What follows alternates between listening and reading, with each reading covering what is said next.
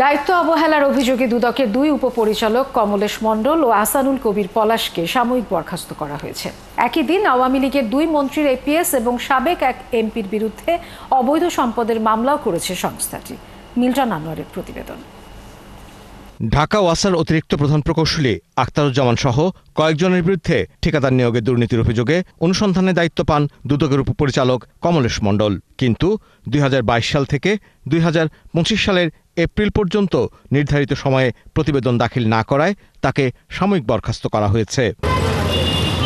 আর রূপায়ণ housing estate limited সংক্রান্ত অভিযোগের তদন্তে গাফিলতির কারণে বরখাস্ত হন আরেক উপপরিচালক আহসানুল কবির পলাশও। দুদকের ইতিহাসে প্রতিবেদন দেরিতে জমা দেওয়ার কারণে কর্মকর্তাকে বরখাস্ত করার ঘটনা এটাই প্রথম। সরকারি কর্মচারী আইন এবং বিধিমালার আলোকে যদি কারো বিরুদ্ধে কোনো অভিযোগ ওঠে কিংবা গুরুতর অভিযোগ থাকলে সেটা সংশ্লিষ্ট বিভাগ কিংবা মিনিস্ট্রি অধিদপ্তর বা সংস্থা তারা সেই অনুযায়ী ব্যবস্থা গ্রহণ করেন। এটা সরকারি চাকরি বিধিমালার অংশ।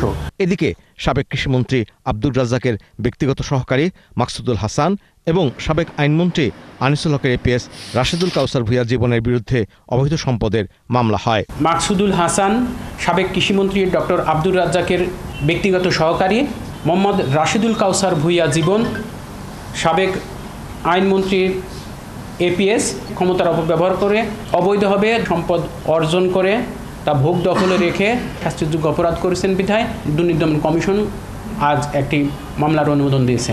এছাড়া প্রায় ৬ কোটি টাকার অবৈধ সম্পদ অর্জনের অভিযোগে নড়াইল ১ আসনের সাবেক এমপি বিএম কবিরুল হক ও তার স্ত্রীর বিরুদ্ধেও মামলা হয়েছে। মিল্টন আনোয়ার, ৭১, ঢাকা।